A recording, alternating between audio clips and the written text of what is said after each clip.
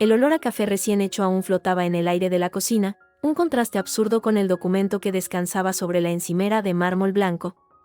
Mark, mi marido, o quizás debería empezar a decir mi exmarido, se ajustaba los gemelos de la camisa con una precisión que siempre me había parecido fría. Llevaba su traje a medida, el gris perla que le gustaba usar para los cierres de trimestre en el banco. Parecía que se preparaba para una reunión de directorio, no para dinamitar 12 años de vida compartida. No tiene sentido alargarlo, Laia, dijo sin mirarme, pasando los dedos por el borde de la carpeta de cuero. Su voz era plana, profesional, la misma que usaba para desestimar una solicitud de préstamo de alto riesgo. Los abogados han sido claros. Esto es lo más limpio para ambos. Observé su perfil, la mandíbula tensa, el rictus de impaciencia. El piso de Chamberí, con sus vistas al parque, estaba en un silencio sepulcral. Nuestro silencio, el que había ido creciendo como una maleza en los últimos 2 años, ya ocupaba todas las habitaciones. ¿Limpio?, repetí, sin que mi voz trasluciera nada. Ni dolor, ni rabia. Vacío. Un vacío tan grande como este salón de techos altos que siempre detesté. Sí, limpio, afirmó, por fin alzando la vista. Sus ojos, del color de un cielo nublado sobre Madrid, no reflejaban remordimiento. Solo pragmatismo. Te quedas con el apartamento de tu madre en Barcelona. Yo me quedo con esto. Los ahorros conjuntos se dividen como está especificado. No hay deudas, no hay reclamos futuros. Es justo. Justo. La palabra resonó hueca. Clavé la mirada en el contrato. Páginas y páginas de cláusulas estériles que reducían un matrimonio, una vida, a asignaciones de bienes y renuncias mutuas. Lo había visto revisarlo minuciosamente durante semanas, susurrando por teléfono con su abogado en mitad de la noche. Yo me hacía la dormida. ¿Has revisado la cláusula de confidencialidad?, añadió, señalando un párrafo con su dedo índice. Es estándar. Nada de airear trapos sucios en redes sociales o a la prensa. Discreción absoluta. Por el bien de mi posición, y en el fondo, por el tuyo también. Una sonrisa amarga quería asomar a mis labios. Mi posición. Mark Ruiz, el vicepresidente de banca privada en ascenso, la promesa de la entidad financiera. No podía permitirse un escándalo, una exmujer despechada.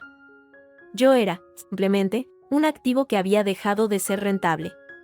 Una inversión emocional fallida que ahora había que liquidar ordenadamente. No tengo trapos sucios que airear, Mark, dije, y era verdad.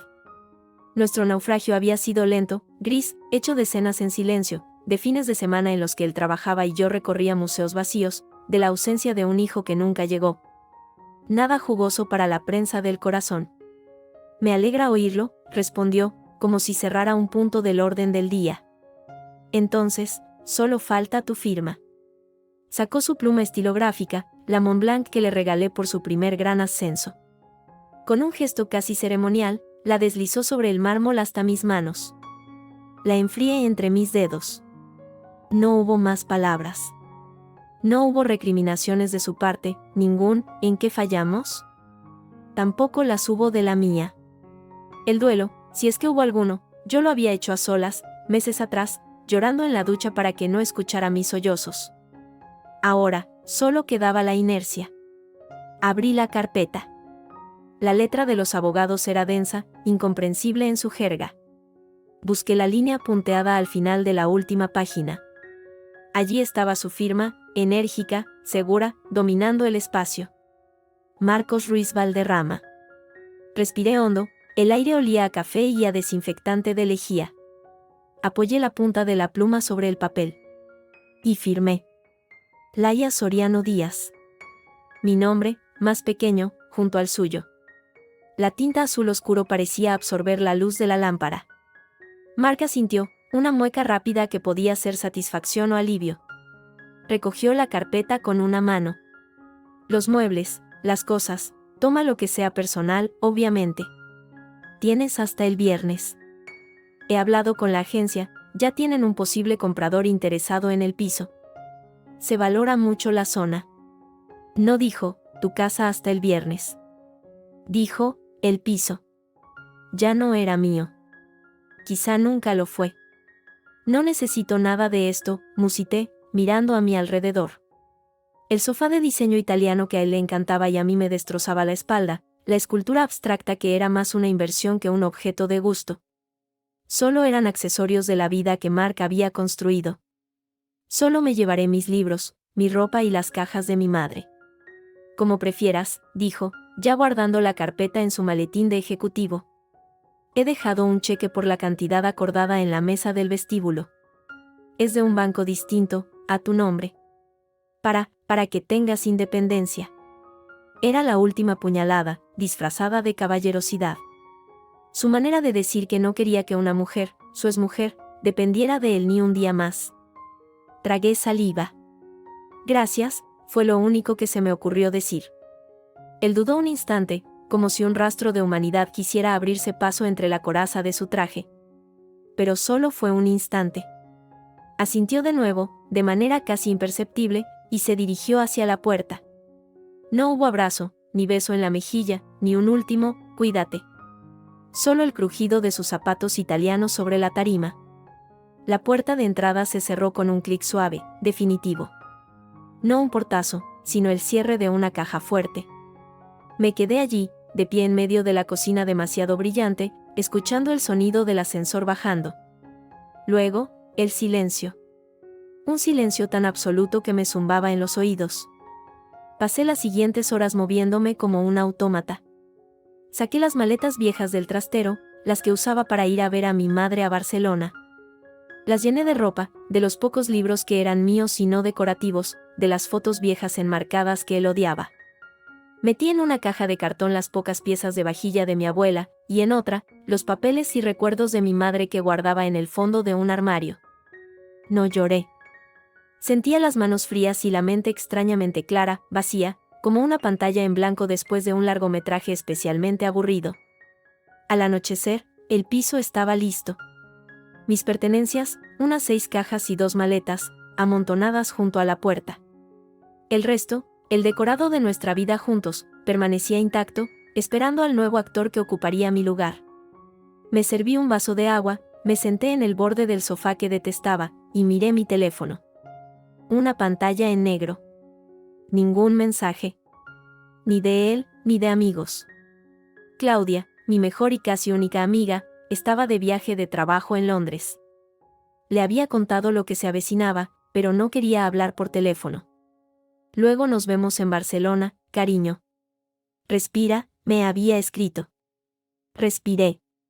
Fue entonces cuando el teléfono vibró, una única vez, breve y seca. Un mensaje. No de Claudia. El nombre en pantalla era él, Mark. El corazón me dio un vuelco, un reflejo estúpido de una esperanza que ya no existía. Abrí el mensaje. No había preámbulos, ni explicaciones, ni un último adiós educado. Solo una línea, cortante como el cristal roto. No vuelvas a contactarme nunca más. Las letras negras sobre la luz blanca de la pantalla parecían clavarse en los ojos. Lo leí 1, 2, 3 veces. No era una petición. Era una orden. Un último acto de control, de borrón y cuenta nueva absoluta. Mark, limpiando el último rastro emocional, asegurándose de que ni siquiera una llamada torpe en un momento de debilidad pudiera perturbar su nuevo orden. Nunca más. 2 palabras que intentaban poner un punto final definitivo a todo, incluso a la posibilidad de un recuerdo amable. La frialdad de aquella frase, su absoluta falta de piedad, hizo que algo se quebrara dentro de mí. No fue tristeza. Fue otra cosa. Algo duro, afilado y quieto, que se asentó en el fondo de mi estómago. El vacío de la tarde se llenó de repente con una sustancia nueva, densa y gélida. Mis dedos, que antes habían estado fríos, ahora se movieron con una calma mecánica sobre la pantalla táctil. No escribí una maldición, ni una pregunta, ni un reproche. No derramé mi dolor en un texto largo e inútil. Eso era lo que él, en su arrogancia, podría esperar, una súplica, un arrebato, algo que validara su decisión de deshacerse de una mujer emocional e inestable. En su lugar, con un pulso perfectamente sereno, escribí una sola letra. Una palabra de una sola sílaba. Y pulsé, enviar. La única respuesta que merecía su absoluto, su nunca más, era un acatamiento igual de absoluto. Simple, claro, irrevocable. Mi pantalla mostró el mensaje enviado, vale. Apagué el teléfono. La oscuridad de la habitación me envolvió. Fuera, Madrid parpadeaba con sus luces anaranjadas. Dentro, solo el eco de mi propia respiración y el peso de aquella palabra, solitaria, flotando en el espacio digital entre los dos. Vale. Había firmado el divorcio. Y ahora, firmaba su sentencia de desaparición. Me levanté, cogí mi abrigo y la última maleta. Al salir, mis llaves del piso, las que llevaban 12 años en mi llavero, las dejé sobre la mesa del vestíbulo, junto al cheque que nunca llegué a tocar. La puerta se cerró a mi espalda con el mismo clic silencioso de horas antes. Bajé por las escaleras, empujando mi equipaje, sin mirar atrás. En la calle, la noche era fría. Un taxi pasaba con la luz verde encendida. Lo detuve. ¿A dónde va?, preguntó el conductor. Estación de Atocha, dije, mientras me acomodaba en el asiento trasero. A través de la ventana, vi las luces de nuestro edificio, de nuestro antiguo edificio, alejarse. En algún piso, una ventana encendida. La cocina, quizás, o el salón. Espacios que ya no me pertenecían. Saqué el teléfono, lo encendí. La pantalla de confirmación del mensaje enviado a Mark seguía ahí. Vale. Una palabra. Un acuerdo. Un cierre. O un principio. El taxi se adentró en el tráfico de la noche madrileña, rumbo al sur, rumbo a la estación, rumbo al AVE que en 3 horas me dejaría en Barcelona. En la antigua vida, en los recuerdos de mi madre, en la incertidumbre.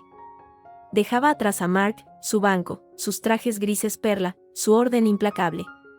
Y llevaba conmigo, en el bolsillo de mi abrigo, el frío y afilado peso de aquel vale, sin saber aún que aquella palabra, aquel simple acuerdo, sería la mecha que lo prendería todo. Barcelona olía a sal y a gasolina. El aire húmedo de febrero era distinto al seco frío de Madrid, y el bullicio de la calle Provenca, aunque intenso, me resultó menos hostil, más anónimo. El taxi se detuvo frente a un portal de piedra oscurecida por el tiempo, en un crujiente del barrio de Gracia. Mi nuevo, o más bien mi viejo, hogar, el piso de mi madre. Subí mis maletas y cajas en el ascensor minúsculo, que chirrió protestando con cada piso. Al abrir la puerta, me envolvió un olor a polvo, a cerrado y a lavanda pasada, el perfume inconfundible de mi madre, Estrella, incluso 3 años después de su muerte. Nadie había vivido aquí desde entonces. Mark siempre había despreciado el apartamento, lo consideraba pequeño, anticuado, sin las vistas o el estatus adecuado. Un nido de recuerdos viejos, decía con desdén. Para mí, era el único lugar que me quedaba. Pasé los 2 días siguientes en un estado de adormecimiento práctico. Desempolvé, limpié cristales, tiré comida caducada de la nevera. No pensaba. Solo actuaba. Movía muebles, tendía sábanas viejas al sol de la diminuta terraza, intentaba no escuchar el eco de aquel vale que había enviado. Mark no había respondido. Ni un punto, ni un leído. Nada. Mi silencio obediente había sido, al parecer, la respuesta perfecta. Fue al tercer día, mientras vaciaba el armario alto del pasillo donde mi madre guardaba manteles y edredones, cuando lo encontré. Una caja de cartón, pequeña, sin marcas, escondida detrás de una pila de toallas gruesas. No la recordaba.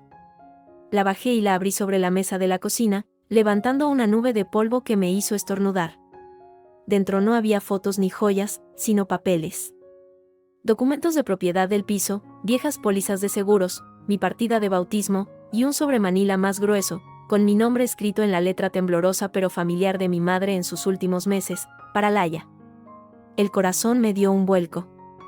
Con dedos que de repente no estaban tan firmes, abrí el sobre. Dentro, no había una carta. Solo 2 objetos, una llave pequeña, de metal plateado ya desgastado, del tipo que usan las cajas de seguridad de los bancos. Y un trozo de papel, doblado varias veces, con unas pocas líneas escritas a toda prisa. Querida Laia, si lees esto, es que las cosas con Mark han ido mal. Él no es quien dice ser. Esta llave abre la caja de seguridad 712 en la sucursal principal de CaixaBank en Plaza Cataluña. La abrí a tu nombre hace años. No le digas nada a él. Confía en tu instinto, cariño. Te quiero. Mamá. Las palabras bailaron ante mis ojos. Él no es quien dice ser. El frío que se había instalado en mi estómago en Madrid se extendió. Mi madre nunca había confiado plenamente en Mark. Lo encontraba demasiado pulcro, demasiado ambicioso. Pero yo, ciega de amor o de comodidad, había restado importancia a sus comentarios. Es solo que me quiere proteger demasiado, mamá, le decía. Ella sonreía, triste, y cambiaba de tema. Al parecer, había hecho algo más que cambiar de tema. Sostuve la llave. Era fría y pesada. ¿Qué podía haber escondido mi madre? ¿Y por qué? Si las cosas con Mark han ido mal. Parecía que había estado preparándose para este momento, para mi huida, años antes de que sucediera. Una mezcla de gratitud y de miedo me atravesó. El timbre del piso sonó, brusco, haciéndome dar un salto. Casi dejo caer la llave. Contuve la respiración. Mark. No, imposible. No sabía esta dirección, y además, su orden había sido clara, nunca más. Miré por la mirilla. Un rostro familiar, de pelo castaño alborotado y grandes ojos verdes llenos de preocupación, me devolvió la mirada. Claudia. Abrí la puerta y me envolvió en un abrazo tan fuerte que me quitó el aire. Olía a perfume caro y a viaje. Dios mío, Laia. Aquí estás. Exclamó, soltándome para examinarme de arriba a abajo. Pareces un fantasma, pero un fantasma en pie. Bien. ¿Qué haces aquí? Pensé que estabas en Londres hasta la semana que viene. Y terminé antes. En cuanto pude coger un vuelo, aquí me tienes. No podía dejarte sola en esta transición, dijo, pasando a mi lado y dejando su maleta de ruedas en el pasillo. Su mirada experta de abogada recorrió el piso, evaluando, analizando. ¿Y? ¿Cómo estás? ¿El muy hijoputa al menos fue civilizado? Civilizado y frío como un iceberg, respondí, cerrando la puerta. La normalidad de su presencia, su energía práctica, empezó a disipar un poco la niebla de mi cabeza. Firmé, me fui, me dijo que no le contactara nunca más. Fin de la historia. Claudia lanzó un resoplido. Ese es Mark. Eficiente hasta en la crueldad. ¿Y el acuerdo? ¿Te enseñó la declaración completa de bienes? Activos, inversiones, cuentas en el extranjero. Claudia, fue un divorcio de mutuo acuerdo, no un juicio por fraude. Dividimos los ahorros conjuntos. Yo me quedo con esto. Él con el piso de Madrid.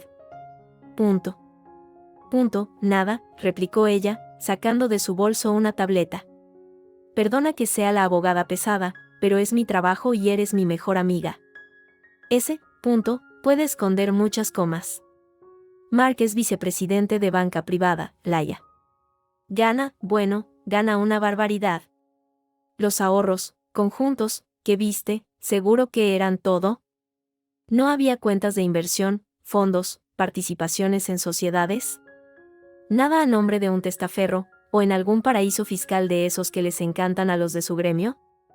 Sus palabras, directas y cargadas de sospecha profesional, chocaron con el papel que aún tenía en la mano. Él no es quien dice ser. En realidad, empecé, vacilante. Luego, decidí. Si no podía confiar en Claudia, no podía confiar en nadie. Le tendí la llave y el papel doblado. Encuentra esto hoy. Entre las cosas de mi madre. Claudia cogió los objetos, sus ojos verdes se estrecharon al leer la nota. Su expresión profesional e imperturbable se agrietó por un instante, mostrando asombro. Hostias, Laia, murmuró. Tu madre, vaya mujer. Esto es muy significativo. ¿Qué crees que hay ahí dentro? No lo sé, pero si tu madre, que era la persona menos paranoica del mundo, tomó la molestia de abrir una caja a tu nombre y esconder la llave, no serán recetas de cocina, dijo Claudia, su mente ya trabajando a toda velocidad. Dice, él no es quien dice ser. Eso, en mi jerga, suele significar dos cosas: o tiene una doble vida amorosa, o tiene una doble vida financiera. Y dada la profesión de Mark, y el hecho de que te escondiera activos. No lo sé, repetí, sintiendo como el suelo parecía volverse inestable bajo mis pies. La idea de que Mark, con su obsesión por el orden y las apariencias, fuera un estafador, era absurda. ¿O no? Recordé sus viajes, de trabajo, inesperados, sus llamadas en voz baja tras cerrar la puerta de su estudio, su irritación cuando le preguntaba por ciertos clientes o transacciones. Cosas que había atribuido al estrés, a la presión del banco. Solo hay una manera de saberlo, dijo Claudia, su voz era ahora seria, decidida. Ir a ese banco. Mañana mismo. Yo voy contigo. Tú. Pero. Soy tu abogada, desde este instante. Y tu amiga. Esto ya no es solo un divorcio, Laia. Esto huele a algo más grande. Y si ese cabrón te ha estado ocultando dinero durante vuestro matrimonio, ese acuerdo de divorcio no vale el papel en el que está escrito. Podemos anularlo, o como mínimo, reclamar lo que te corresponde. Y mucho más. La determinación en su voz era contagiosa. El miedo empezó a mezclarse con algo más, una chispa de rabia. ¿Había estado viviendo una mentira? ¿Me había tratado como a un activo prescindible mientras escondía fortunas? El vale que le había enviado dejó de parecerme una rendición silenciosa, y empezó a saberme a algo ácido, a un veneno de acción lenta. De acuerdo, dije, y mi propia voz me sonó más firme. Iremos mañana. Claudia asintió, satisfecha. Luego, su mirada se suavizó. Y ahora, paramos. Necesitas descansar y comer algo que no sean migas de galleta. He pasado por Can Rabel y he traído jamón y pan con tomate. Vamos, a la terraza. Hace un sol decente.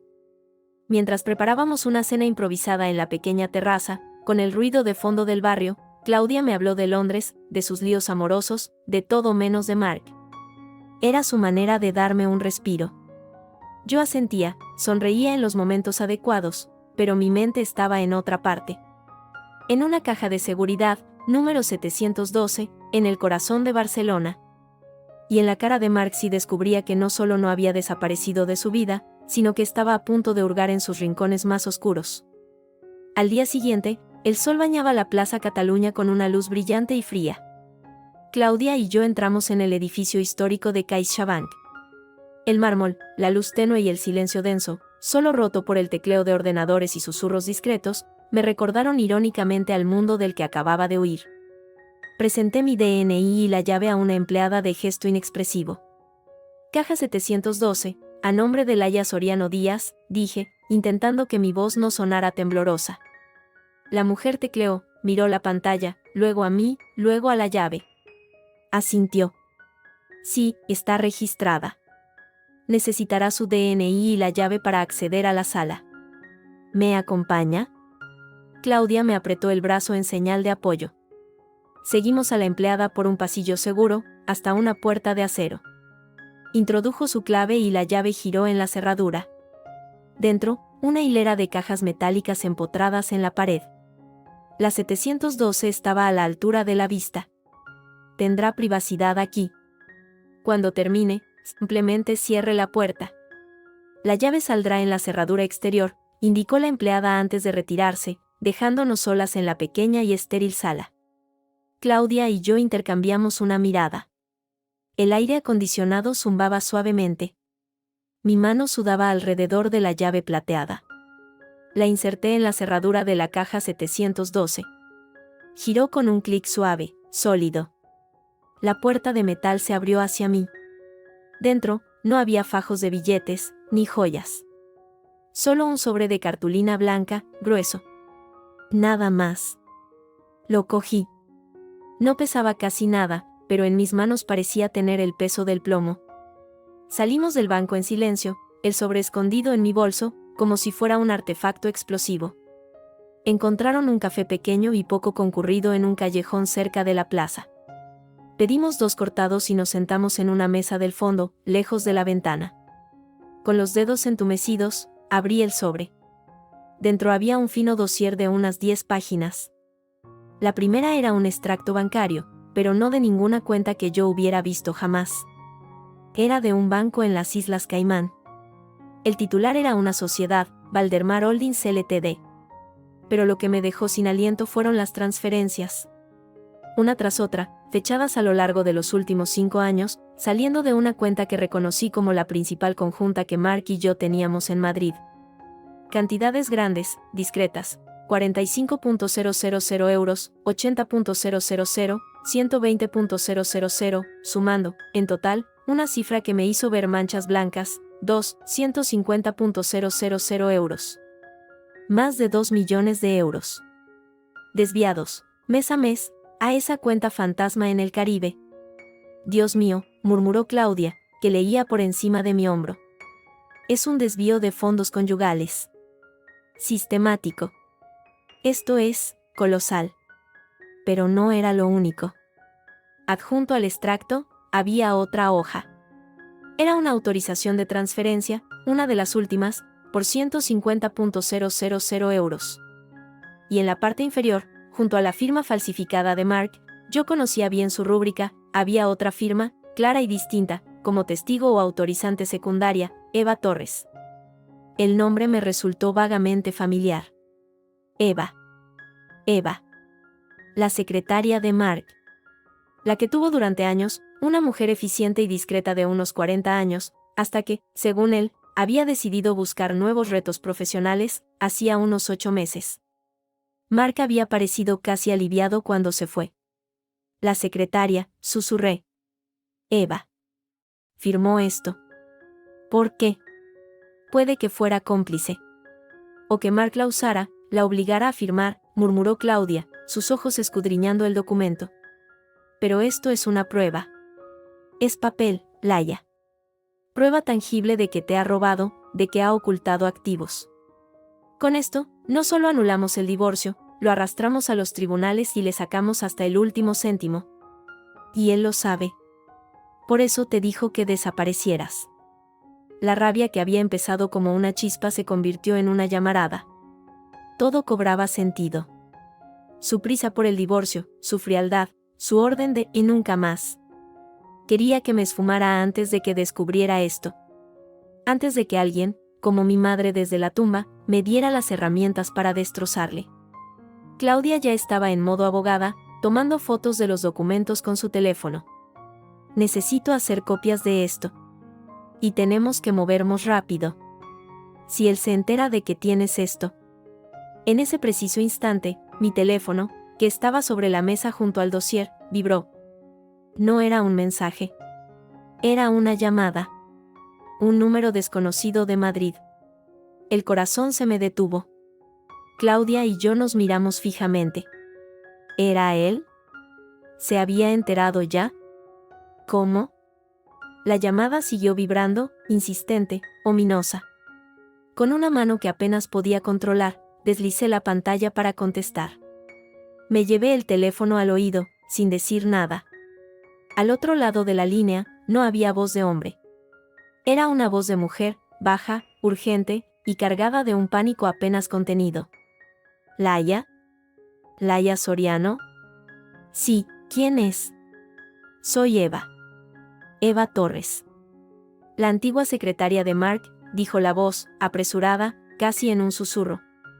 Escúchame, no tenemos mucho tiempo. No puedes fiarte de nada de lo que te diga tu marido. De nada. ¿Has encontrado algo? ¿Papeles? Me quedé sin habla, mirando los documentos desplegados sobre la mesa de café. Claudia me miraba, alerta, preguntando con la mirada. Eva. ¿Qué está pasando? Logré balbucear. No puedo explicarlo ahora. No por teléfono. Es peligroso. Pero tengo que verte. Tengo información. Información que puede arruinarle. Pero tengo miedo, Laia. Él no es solo un banquero. Su voz se quebró. En el fondo, se oyó un portazo, y ella contuvo la respiración. Tengo que colgar. No me llames a este número. Yo te contactaré. Y Laia hizo una pausa, y su siguiente frase me heló la sangre. Cuídate. Y no confíes en nadie. La llamada se cortó tan bruscamente como había comenzado. Un silencio punzante llenó el auricular antes de que sonara el tono de ocupado. Seguía con el teléfono pegado a la oreja, paralizada, la voz de Eva Torres, áspera, llena de miedo, todavía resonando en mi cabeza. No puede fiarse de nada de lo que le diga su marido. Es peligroso. Él no es solo un banquero. ¿Era ella? ¿La secretaria? Preguntó Claudia en un susurro, inclinándose sobre la mesa. Sus ojos, siempre tan seguros, reflejaban ahora una alerta nítida. Asentí, incapaz de articular una palabra. Bajé lentamente el teléfono y lo dejé sobre la mesa, junto a los documentos que nos acusaban con su fría tinta. Los números de las cuentas en las Islas Caimán parecían bailar ante mis ojos. 2 millones de euros. Nuestra vida junta, nuestros supuestos ahorros, nuestro futuro, todo desviado, gota a gota, hacia una entidad fantasma llamada Valdemar Holdings. Y la firma de Eva estampada como un sello de complicidad, o quizás de coerción. ¿Qué ha dicho?, insistió Claudia, su voz recuperando su tono práctico, de abogada en modo crisis. Que no podemos confiar en Mark. Que es peligroso. Que no es solo un banquero, repetí, las palabras de Eva sabían a él. Que ella tiene información, pero tiene miedo. Y que me contactará. Claudia exhaló un largo suspiro, pasándose una mano por el pelo. Miró alrededor del café casi vacío, como si de repente cada sombra pudiera esconder una amenaza. Vale. Esto se ha puesto feo. Muy feo, murmuró, recogiendo los documentos y guardándolos de nuevo en el sobre con movimientos rápidos y precisos. No podemos quedarnos aquí. Vamos a mi despacho. Es más seguro. Su despacho, en Barcelona, era en realidad la sala de estar de su piso de l'Eixample, convertida en una oficina temporal llena de carpetas y su portátil. Pero tenía una puerta blindada y un sistema de alarma decente. Era suficiente. Una vez dentro, con la puerta cerrada y las persianas bajadas, el mundo exterior pareció desvanecerse. Claudia vertió 2 grandes vasos de vino tinto y me puso uno en la mano. Bebe. Lo necesitas. El líquido oscuro me quemó al bajar, pero su calor se extendió por mi pecho, disipando un poco del frío que llevaba dentro desde la caja fuerte. Nos sentamos frente a frente en su sofá grande, los documentos desplegados de nuevo sobre la mesa de centro. Analicemos, dijo Claudia, señalando con el dedo la firma de Eva Torres. Ella firmó esto. Eso, a ojos de cualquiera, la hace cómplice. Pero su llamada, el miedo en su voz, eso no suena a cómplice satisfecha. Suena a alguien que ha sido arrastrada a algo y ahora está asustada. Muy asustada. ¿Por qué me llamaría a mí?, pregunté, mi voz aún temblorosa. Si ella firmó, es parte del fraude. ¿Por qué arriesgarse a avisarme? Venganza, dijo Claudia inmediatamente. O remordimiento. O tal vez Mark la ha quemado también a ella. Dices que la despidió, o ella se fue, hace unos meses. Justo después de las últimas transferencias grandes. Señaló una fecha en el extracto. Puede que la usara y luego la desechara. Y ahora, con tu divorcio, ella ve que el castillo de naipes puede venirse abajo y tiene miedo de quedar enterrada bajo los escombros. O quiere adelantarse, ganar algún tipo de inmunidad ayudándote. La lógica de Claudia era fría, clínica, y tenía sentido. Pero no encajaba del todo con el puro terror que había transmitido la voz de Eva. No era el miedo de alguien que temía ser descubierta. Era el miedo de alguien que temía por su vida. Dijo, él no es solo un banquero. ¿Qué querría decir con eso? Claudia se encogió de hombros, pero su gesto era tenso. Podría ser cualquier cosa. Que tiene conexiones peligrosas. Que sus negocios no se limitan a mover acciones en una pantalla. Con estas cantidades, y con lo fácil que es mover dinero a las Caimán, podría estar metido en blanqueo. En financiación irregular para políticos, o algo peor. Tu marido trataba con clientes de mucho dinero, Laia. Y a ese nivel, la línea entre la banca de élite y el crimen organizado a veces es muy fina. La idea me provocó náuseas. Yo había visto a los clientes de Mark, o al menos a los que desfilaban por nuestras cenas de gala, hombres de traje impecable, mujeres con joyas discretas, todo aire de respetabilidad y viejo dinero. ¿Podrían algunos de ellos ser criminales? ¿Y Mark, el perfecto vicepresidente, su facilitador? ¿Qué hacemos?, pregunté, sintiéndome abrumada. Tenía pruebas de un desfalco, pero también una amenaza vaga y aterradora. Y una mujer asustada que parecía ser mi única aliada, y a la vez una posible cómplice. Primero, protegernos, dijo Claudia con firmeza. Hago copias digitales de todo esto y las guardo en la nube, con cifrado. Luego, llevo los originales a una caja de seguridad a mi nombre, en otro banco. Tú no debes quedarte con nada físico en casa. Segundo, necesitamos más información. Y para eso, necesitamos hablar con Eva Torres. Pero con cuidado. Mucho cuidado. Ella dijo que me contactaría. Y lo hará. Pero no podemos esperar pasivamente. Voy a rastrear lo que pueda sobre ella. Dijiste que fue despedida, ¿verdad? Puedo intentar averiguar los términos de su salida, si hubo un acuerdo de confidencialidad, cualquier cosa. Y también voy a indagar en esta Valdemar Holdings. Es una sociedad pantalla, seguro, pero deja un rastro, por pequeño que sea. Claudia ya tenía su portátil abierto, sus dedos volando sobre el teclado. Mientras tanto, tú, Laia, tienes que actuar con normalidad. Vuelve a tu piso. Sal a comprar el pan. Ve al gimnasio. Pero alerta. Si alguien te sigue, si notas algo raro, me llamas inmediatamente. Y no, bajo ningún concepto, contactes con Mark. Su orden de "y nunca más" ahora es nuestra ventaja.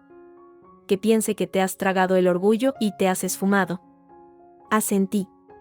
La estrategia tenía sentido. Pero la idea de volver al piso de mi madre, sola, con el conocimiento de que Mark era capaz de algo así, me aterrorizaba. Claudia lo leyó en mi cara. Solo unos días. Hasta que Eva llame. Luego, decidimos el siguiente paso. Pero necesitamos lo que ella sabe, Laia. Esa información, sea la que sea, es la llave para entender qué demonios está pasando y cómo podemos usarlo en tu contra. O en tu defensa. Pasé las siguientes 48 horas en un estado de tensión constante. Cada ruido en el viejo edificio de Gracia me hacía saltar. Cada persona que caminaba demasiado lento detrás de mí en la calle me ponía los nervios de punta. Intenté seguir el consejo de Claudia, fui al mercado de la boquería, compré flores para el piso, incluso intenté leer una novela. Pero las palabras se convertían en cifras en mi cabeza: 45.000, 80.000, 120.000, y la firma de Eva Torres. Claudia me mantuvo informada con mensajes escuetos. Sin rastro de Eva en redes. Desaparecida del mapa laboral. Valdemar Holdings, registrada en Caimán, director anónimo. Callejón sin salida por ahora. Y luego, al segundo día, encontré algo. Su despido del banco fue, de mutuo acuerdo, pero con una indemnización enorme. Anormalmente enorme para una secretaria. Como para comprar su silencio. Eso encajaba. Mark la había pagado para que se fuera y callara. Pero, al parecer, no había sido suficiente. O algo más había salido mal. La llamada llegó al anochecer del tercer día. De nuevo, un número desconocido, pero esta vez con prefijo de Madrid. El corazón se me disparó contra las costillas. Estaba en la pequeña terraza, mirando las luces de la ciudad, cuando el teléfono vibró en mi mano. Sí. Contesté, tratando de que mi voz no sonara estrangulada. Laia. Soy Eva. La voz era aún más baja que la vez anterior, casi un susurro ahogado. Se oía un viento de fondo, como si estuviera en la calle. ¿Puedes hablar? Sí. Estoy sola. Bien. Escucha, no tenemos mucho tiempo. Sé que encontraste los documentos de la caja. Tu madre era una mujer buena. Inteligente. Me alegro de que los tuvieras. ¿Cómo sabes? No importa. Lo importante es que esos papeles son solo la punta del iceberg, Laia. Mark no solo te robó a ti. ha estado moviendo dinero para gente muy peligrosa. Gente de las que no te puedes librar con un abogado de divorcios. Un escalofrío me recorrió la espalda. ¿Qué clase de gente? Empresarios de poca monta con conexiones en lugares oscuros. Políticos locales que necesitan que su dinero sucio brille. Lo de siempre, pero a una escala diferente. Y yo, su voz se quebró. Yo fui estúpida. Al principio, creí que eran solo transferencias internacionales complejas, paraísos fiscales para clientes ricos. Él me hizo firmar papeles, me dijo que era rutina, que confiara en él. Yo necesitaba el trabajo, mi hijo es pequeño. Hasta que un día, vi un nombre. Un nombre que salía en los periódicos por un caso de corrupción. Y supe. Hizo una pausa. Se oía su respiración, entrecortada. Enfrenté a Mark. Fue un error. Se enfureció. Dijo que si alguna vez hablaba, si siquiera insinuaba algo, haría que perdiera a mi hijo. Que tenía pruebas para incriminarme a mí sola, que las firmas eran mías. Luego me ofreció dinero. Mucho dinero. Para irme, para callar para siempre. Y yo, tenía miedo. Lo acepté. Pero ahora me llamas, dije, sintiendo una punzada de compasión por esta mujer, a pesar de todo. Porque sé que no se detendrá. Porque sé lo que es capaz de hacer. ¿Y por qué? Porque cuando supe que te había dejado, que te había echado como a una criada, algo hizo clic en mí. Tú no te mereces esto, Laia. Él los utilizó a las dos. A mí para su negocio sucio, a ti para darle fachada de hombre feliz y estable. Pero ahora que ya no estás, ya no necesita la fachada. Y yo, ya no estoy segura de que el dinero sea suficiente para mantenerle callada. Sabe dónde vivo. Sabe dónde va al cole mi hijo. El miedo en su voz era palpable, contagioso. Miré a mi alrededor, a las terrazas iluminadas de los vecinos, de repente sintiéndome expuesta. ¿Qué quieres que haga, Eva? Nos tenemos que ver. Tengo algo más. Algo que no está en ningún papel. Una prueba más contundente. Algo que podría hundirle. Pero necesito garantías. Necesito saber que si te lo doy, tú y tu abogada podréis protegeros. Y a mí. A mi hijo. Claudia. Ella era la clave. La profesional. La que sabría qué hacer con pruebas contundentes. Mi abogada es de fiar. La mejor. Se llama Claudia Márquez. Puede ayudarnos.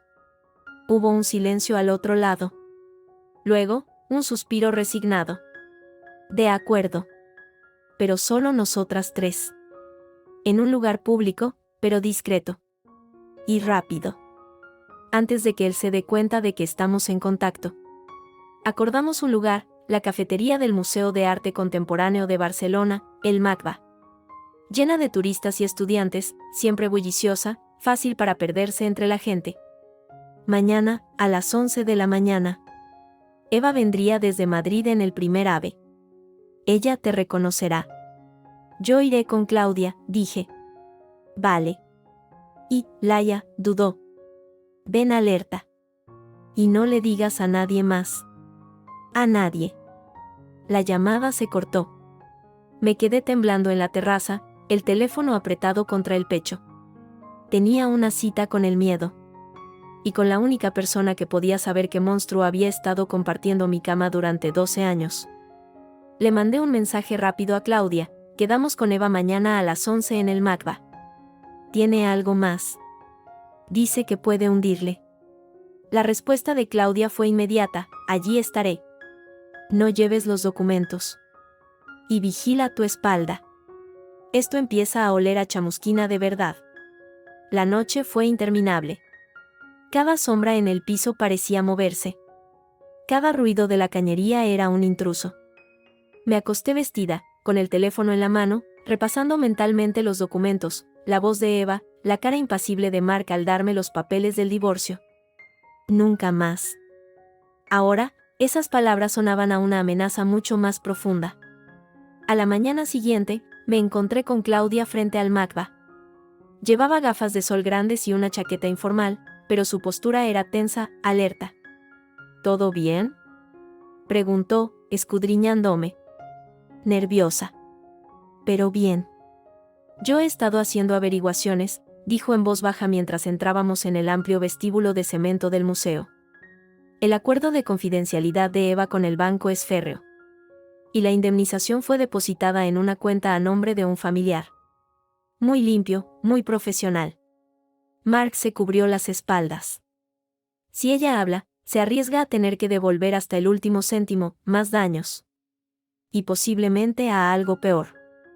Por eso tiene miedo, murmuré. La cafetería estaba semillena, con el rumor de conversaciones y el sonido de tazas. Elegimos una mesa en una esquina, con buena vista de la entrada. Claudia se sentó de espaldas a la pared, yo de frente. Esperamos. A las 11:05, no había señal de Eva. A las 11:10, empecé a inquietarme, ¿se habría echado atrás? ¿Habría pasado algo? Tranquila, dijo Claudia, pero su mirada también escudriñaba la puerta sin cesar. A las 11:15, la vi. Eva Torres entró en la cafetería, y apenas la reconocí. En las pocas veces que la había visto en la oficina de Mark, siempre iba impecable, trajes de chaqueta discretos, pelo recogido en un moño severo. Ahora llevaba unos vaqueros desgastados, una sudadera con capucha, y el pelo, más largo y con canas, suelto y sin arreglar. Parecía haber envejecido 10 años. Sus ojos, que antes eran eficientes y serenos, ahora revoloteaban por la sala, llenos de un miedo animal. Nos localizó al instante. Se abrió paso entre las mesas, moviéndose con torpeza, como si llevara un peso invisible. Se sentó frente a nosotras sin mediar palabra, jadeando ligeramente. Gracias por venir, dijo, su voz un hilo de voz. Olía a café barato y a cigarrillos. Eva, esta es Claudia, mi abogada, dije, presentándolas. Eva apenas asintió hacia Claudia, sin quitar los ojos de mí. No tengo mucho tiempo. Creo que me han seguido hasta la estación. No estoy segura. Claudia se inclinó hacia adelante, su voz era baja pero firme. Eva, tienes que calmarte. Estamos en un sitio público. Estás a salvo por ahora. Dijiste que tenías algo para nosotras. Algo contundente. Eva tragó saliva, asintiendo de manera convulsiva. Metió la mano en el bolsillo interior de su sudadera y sacó un pequeño sobre blanco, arrugado. Lo deslizó por la mesa hacia mí. Aquí está. Es una copia. El original lo tengo escondido en un lugar seguro. Por si me pasa algo. Con dedos que apenas obedecían, abrí el sobre. Dentro no había papeles. Había una memoria USB pequeña, de color negro, sin ninguna marca. ¿Qué es esto?, pregunté, mirándola. Los ojos de Eva se llenaron de lágrimas, pero de rabia, no de tristeza. Es su seguro. Y su sentencia. Dentro hay grabaciones. Conversaciones. De Mark, con algunos de sus clientes. Hablan de cantidades, de transferencias, de sobornos a funcionarios, y de cómo lavar el dinero a través de empresas fantasma en Panamá y Andorra. No son solo conjeturas, Laia. Son sus voces. Están todas ahí. Claudia contuvo la respiración. Yo me quedé helada, mirando el pequeño dispositivo negro. Era más poderoso, más peligroso, que todos los documentos del mundo. ¿Cómo conseguiste eso?, preguntó Claudia, recuperando la compostura antes que yo. Eva esbozó una sonrisa amarga, triste. Porque era buena secretaria. La mejor. Y porque, cuando empecé a sospechar, empecé a protegerme. Él a veces me pedía que concertara llamadas desde una línea segura, en una sala a prueba de escuchas. O eso creía él. No sabía que yo había instalado un software en el ordenador de esa sala. Que grababa todo. Durante meses. Una lágrima se escapó y la limpió con rabia. Tenía miedo. Quería algo, lo que fuera, con que defenderme si intentaba echarme la culpa a mí. Y al final, lo usé. Le dije que tenía las grabaciones. Que si me hacía daño a mí o a mi hijo, se harían públicas. Por eso me dio el dinero. Por eso firmé su maldito acuerdo de confidencialidad. Por eso me fui. Pero ahora estás aquí, dije, casi en un suspiro. Porque el dinero no quita el miedo, susurró ella, mirándome fijamente. Y porque sé que él no se detendrá. Ahora tiene más que perder. Su divorcio, su reputación, y tú, con esos documentos de tu madre, eres una amenaza. Si decide que eres un problema, vendrá por ti. Y yo ya no puedo vivir así, escondida, mirando por encima del hombro. Prefiero pelear. Con esto. Señaló el USB con la barbilla. Ustedes tienen una abogada. Pueden usarlo. Para protegerse. Para hundirle, de una vez por todas. Pero tienen que prometerme una cosa. Dime, dijo Claudia, su voz era grave, seria. Protección. Para mí y para mi hijo. Si esto sale a la luz, necesito garantías de que no iré a la cárcel. De que mi testimonio será considerado el de una víctima, no de una cómplice. Y necesito desaparecer después. Un nuevo nombre, un nuevo lugar. Lejos de él. Y de su gente. Claudia intercambió una mirada conmigo. Lo que Eva pedía era enorme, casi imposible. Pero lo que ofrecía, era la bomba que podía destruir a Mark. No puedo prometerte nada ahora, Eva, dijo Claudia con honestidad. Pero puedo empezar a moverme. A hablar con fiscales, con gente de interior.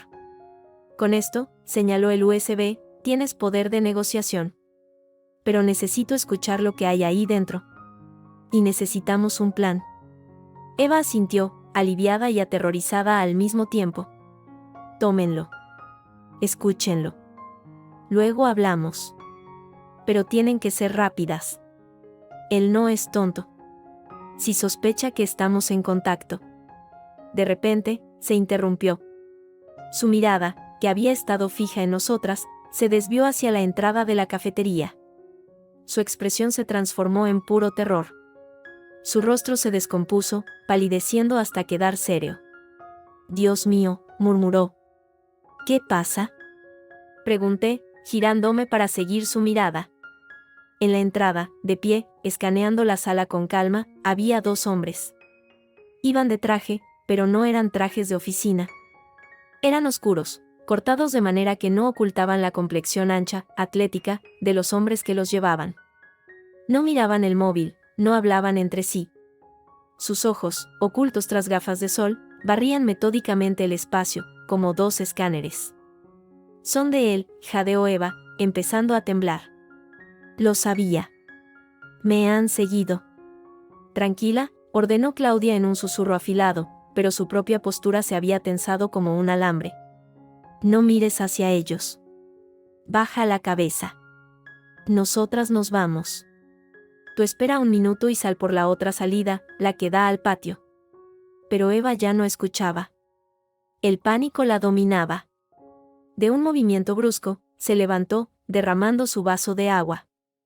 El ruido atrajo la mirada de uno de los hombres. Sus ojos, tras las gafas oscuras, se clavaron en nosotros. Tomen esto, dijo Eva, y antes de que pudiéramos reaccionar, me deslizó algo más por debajo de la mesa. No era el sobre. Era otra memoria USB, idéntica, pero con un pequeño adhesivo verde en un extremo. Es la copia. La otra, guárdenla. Y no confíen en nadie, nadie. Y entonces, dio media vuelta y echó a correr. No hacia la salida del patio, sino de vuelta hacia la entrada principal, esquivando mesas y sillas, en un intento desesperado y evidentemente inútil de perder a los hombres. Eva. Grité, levantándome a medias. Pero Claudia me agarró del brazo con fuerza. No. Siéntate. Ahora. Los 2 hombres intercambiaron una rápida mirada.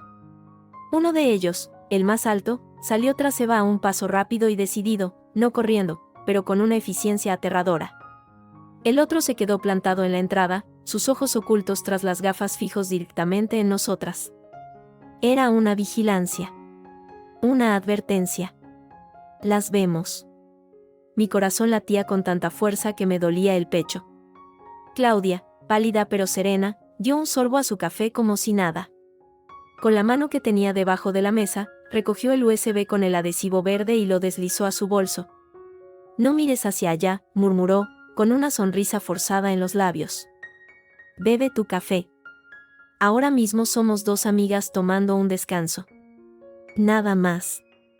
Hice lo que me decía, llevando la taza a los labios con una mano que temblaba. El café me supo a cenizas. Fuera, a través de las grandes cristaleras, vi al hombre alto agarrar a Eva por el brazo, no con violencia, sino con una firmeza inquietante, justo cuando ella salía al vestíbulo. Ella forcejeó, pero fue inútil. Él se inclinó y le dijo algo al oído. Ella dejó de luchar. Su cuerpo se desplomó, derrotado. Luego, el hombre la condujo suavemente pero con firmeza hacia la salida, desapareciendo entre la multitud de turistas. El otro hombre, el que había permanecido en la entrada, nos miró un segundo más. Luego, asintió ligeramente, un gesto casi imperceptible que no era un saludo, sino un recordatorio.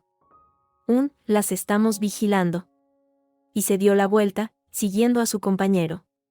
Se habían ido. Y se habían llevado a Eva. Claudia y yo nos quedamos sentadas, inmóviles, el silencio entre nosotras cargado de terror. En mi bolsillo, la primera memoria USB, la que Eva me había dado inicialmente, parecía arder. Y en el bolso de Claudia, la copia de respaldo con el adhesivo verde pesaba como una losa. La cita había durado menos de 10 minutos. Habíamos conseguido la prueba que podía destruir a Mark. Y, al hacerlo, acabábamos de asomarnos a un abismo mucho más oscuro y profundo de lo que jamás habríamos imaginado. Él no solo era un estafador. Tenía hombres que le seguían la pista a la gente. Que la silenciaban. Claudia dejó unos billetes en la mesa, con calma exagerada. Vámonos. Separadas. Tú toma un taxi en la plaza. Yo iré a pie, por calles laterales. Nos vemos en mi piso en 1 hora. No vayas directa a casa. Da un rodeo. Y por el amor de Dios, Laia, no pierdas esa memoria. Asentí, sin poder hablar. Mis piernas parecían de gelatina cuando me levanté. Al salir a la luz cegadora de la plaza, el mundo parecía normal. Gente riendo, palomas volando, el sonido de los scatters en las rampas del Macba. Pero yo ya no vivía en ese mundo normal. Vivía en otro, un mundo de sombras, de transferencias secretas, de grabaciones peligrosas y de hombres con trajes oscuros que te vigilaban desde la entrada de un café. Y en mi bolsillo, latía el pequeño dispositivo negro que contenía todos los secretos de mi exmarido. Era mi arma. Y mi sentencia de muerte, si no tenía cuidado. La advertencia de Eva resonaba en mis oídos, más fuerte que nunca: él no es solo un banquero. Ahora, por fin, empezaba a entender lo que significaba. El taxi me dejó a 3 manzanas del piso de Claudia. Seguí sus instrucciones al pie de la letra, caminé sin rumbo fijo, doblando en calles al azar, parándome frente a escaparates para mirar reflejos, entrando y saliendo de una farmacia sin comprar nada. El miedo era un sabor metálico en la boca, un nudo de hielo en el estómago que no se deshacía. Cada persona que pasaba demasiado cerca, cada motocicleta que reducía la velocidad, me hacía contener la respiración. Los hombres del traje oscuro, sus gafas de sol, la imagen de Eva siendo conducida con esa firmeza brutal, se repetía en mi cabeza como un bucle de pesadilla. Al final, llegué a la puerta de Claudia. Toqué el timbre con un código acordado, 2 veces largas, una corta. Ella abrió al instante, tiró de mí hacia adentro y cerró la puerta de golpe, echando los 3 cerrojos. ¿Te han seguido?, preguntó sin preámbulos, sus ojos escudriñándome. No, no creo. He dado 1000 vueltas. No he visto a nadie. Bien. Por ahora. Su piso, normalmente un caos acogedor de libros y tazas de café, ahora parecía el centro de mando de una operación militar. Había cerrado las persianas metálicas de la ventana. Su portátil estaba abierto sobre la mesa, junto a un pequeño dispositivo que parecía un router pero que ella identificó como un encriptador portátil. Al lado, sobre un paño de felpa, yacían las 2 memorias USB, la negra que Eva me había dado primero, y la otra, idéntica pero con el pequeño adhesivo verde. No las he tocado, dijo Claudia, señalándolas.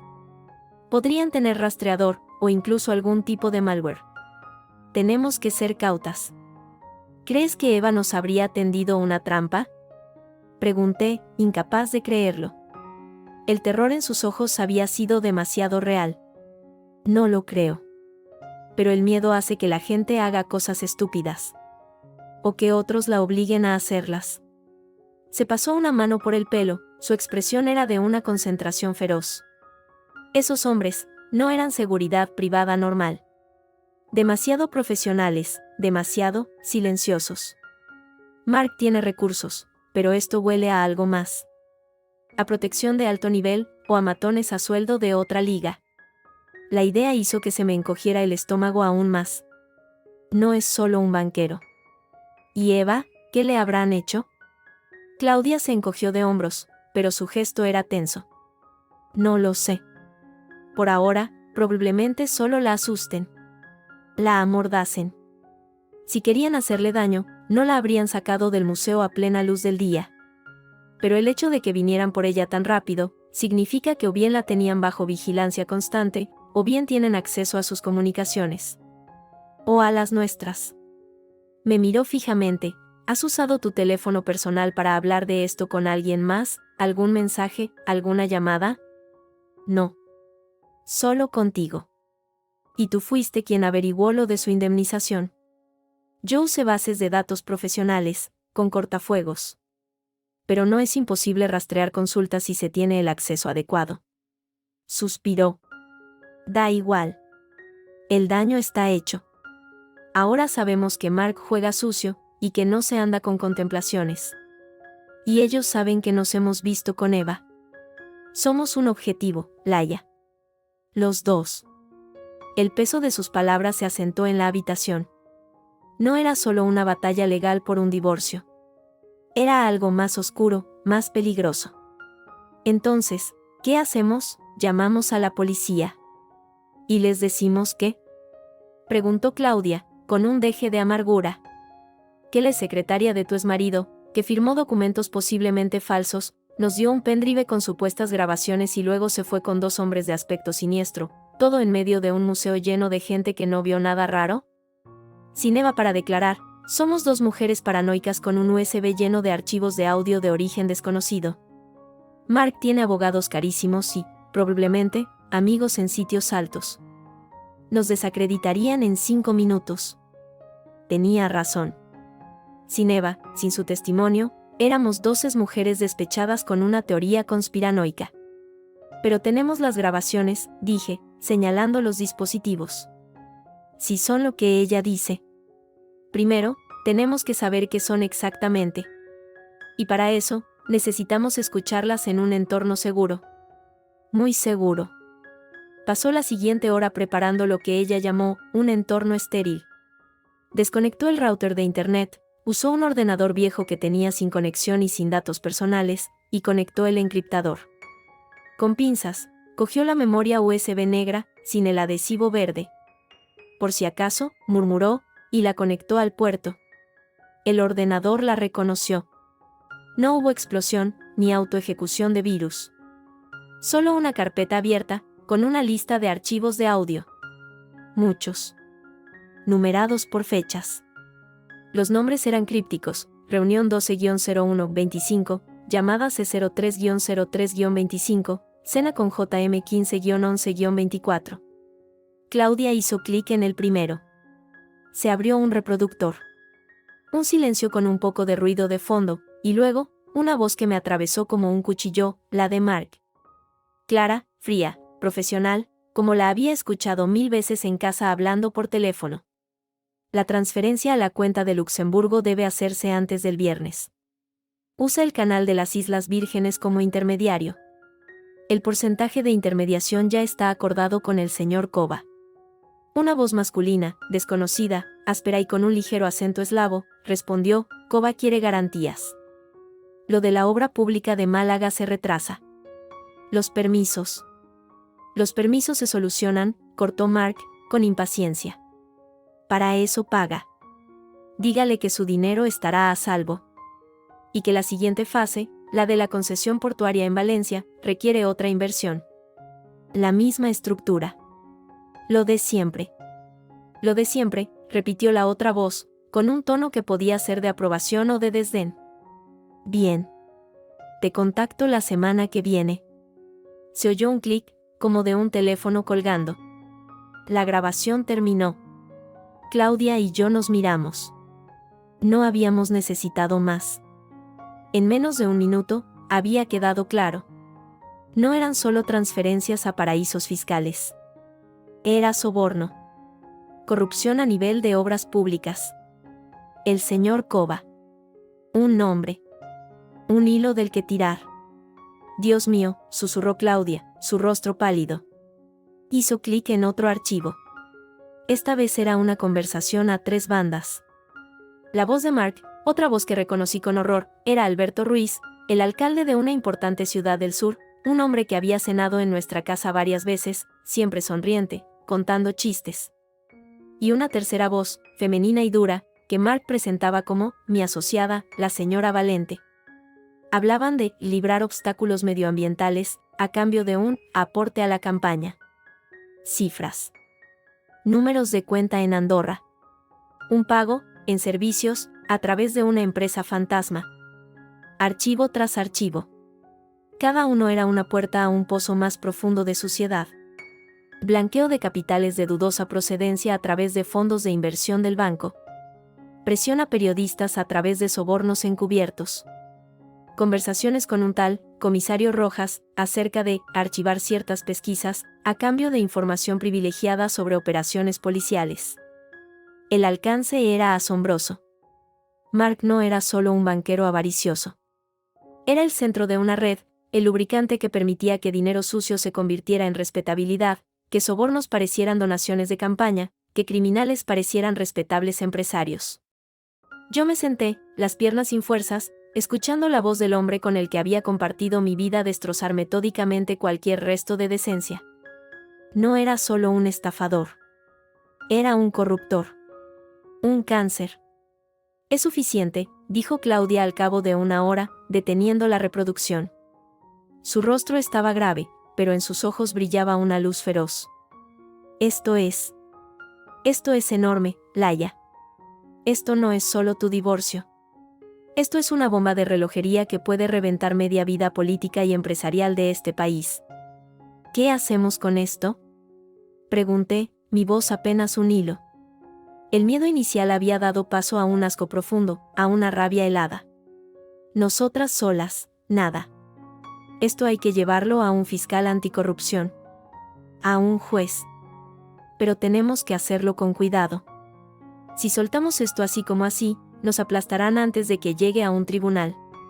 Mark y toda su red. Se frotó la sien. Necesitamos a Eva. Su testimonio es crucial para autentificar las grabaciones, para explicar cómo las consiguió. Sin ella, pueden decir que están manipuladas, que son falsas. Y necesitamos más. Pruebas físicas. Algo que corrobore lo que se oye aquí. Números de cuenta reales, transferencias bancarias reales. Tenemos los extractos de la caja de mi madre, dije. Sí, y son un buen punto de partida. Concuerdan con algunas de las conversaciones. Pero necesitamos más. Y hay otro problema. Claudia me miró directamente. En estas grabaciones, se mencionan nombres. Políticos, empresarios, un comisario de policía. Esta gente no se va a quedar de brazos cruzados si esto sale a la luz. Van a contraatacar. Y nosotros, tú y yo, somos objetivos muy fáciles. El silencio se instaló entre nosotras, cargado del peso de lo que acabábamos de escuchar. El USB no era un arma, era una carga de profundidad. Y estábamos en un bote de goma. Hay otra cosa, dije, recordando. Eva dijo que tenía miedo por su hijo. Que Mark la había amenazado con él. Si estos hombres la tienen, ¿qué le harán? ¿Qué le harán al niño? Claudia apretó los labios. No lo sé. Pero si la tienen, es para presionarla, para que no hable. Si creen que ya ha hablado con nosotras y nos ha dado esto, entonces su valor como rehén disminuye. A menos, hizo una pausa, su mente trabajando a toda velocidad. A menos que la usen para llegar a nosotras. ¿Cómo cebo? Un nuevo escalofrío me recorrió. ¿Crees que intentarán contactarnos? ¿Usarla para negociar? Es una posibilidad. Oh, Claudia cogió la otra memoria USB, la del adhesivo verde, con las pinzas. Podría ser una trampa. Podría tener un virus que borre todo nuestro sistema cuando la conectemos. O un rastreador. Oh, quién sabe. Eva no haría eso, insistí, aunque con menos convicción. El pánico podía hacer traicionar a cualquiera. Quizá no por voluntad propia. Pero si la tienen, pueden obligarla. Claudia examinó el pequeño dispositivo. No podemos conectarla aquí.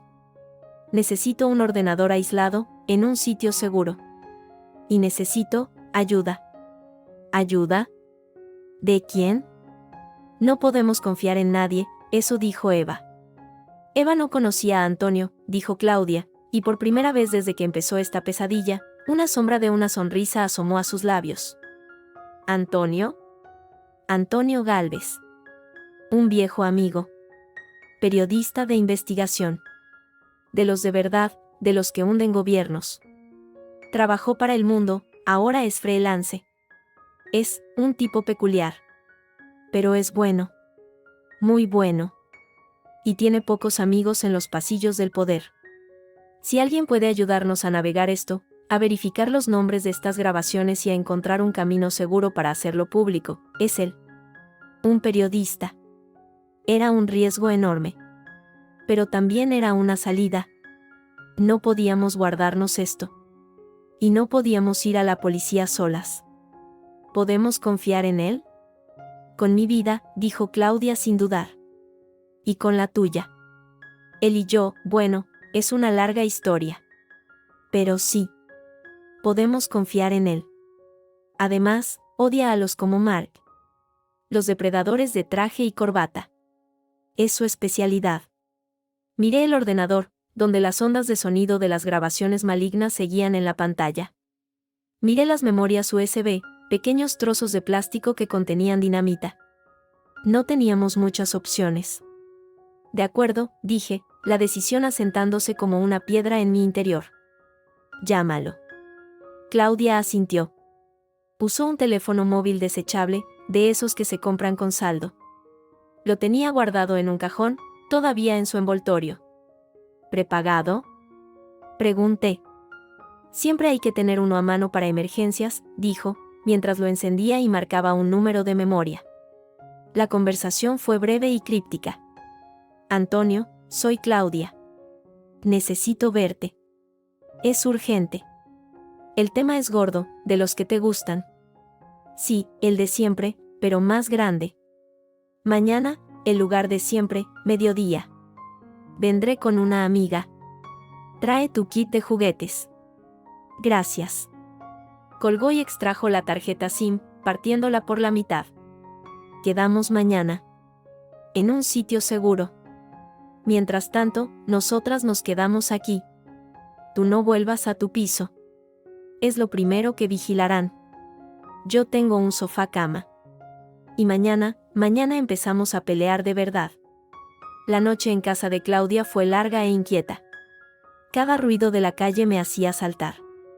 Cada vez que cerraba los ojos, veía la cara de Mark, no la fría y distante del divorcio, sino otra, una que quizá había visto a medias sin querer verla, concentrada, calculadora, despiadada, mientras hablaba de sobornos y lavado de dinero en esas grabaciones. ¿Cuántas de nuestras cenas, de nuestras fiestas, habían sido fachadas para aquello? ¿Cuántos de sus viajes de negocios habían sido para reunirse con hombres como Koba? A la mañana siguiente, nos preparamos con cuidado. Claudia me dio una gorra y unas gafas de sol grandes. Ella se puso una chaqueta diferente y se recogió el pelo de otra manera. Salimos por separado, con 10 minutos de diferencia, tomando rutas diferentes hacia el punto de encuentro, el cementerio de Poblenou. Es tranquilo, amplio, con muchas salidas, y a Antonio le gusta el simbolismo, había dicho Claudia con ironía. El día era gris y ventoso, apropiado para el lugar. Las hileras de panteones y nichos se extendían en silenciosas filas. Encontré a Claudia junto a una tumba antigua y elaborada. y a su lado, un hombre. Antonio Gálvez no era lo que me esperaba. Tendría unos 50 años, con el pelo entrecano y alborotado, una barba de varios días y unas gafas de pasta un poco torcidas. Llevaba una cazadora de cuero gastada y unos vaqueros viejos. Pero sus ojos, de un gris intenso y escrutador, no perdían detalle. Me examinó de arriba abajo en un instante, y asintió, como si yo hubiera pasado algún test invisible. «Así que tú eres la exmujer del banquero», dijo, sin preámbulos. Su voz era ronca, como de fumador empedernido. «Laya», dije, estrechando la mano que me ofrecía. Era fuerte y callosa. «Antonio». Claudia me ha puesto al tanto de lo básico. Divorcio, desvío de fondos, secretaria asustada, hombres de negro. Suena a película mala. Pero por cómo está mi amiga aquí, señaló a Claudia con la barbilla, me da que la película es bastante buena.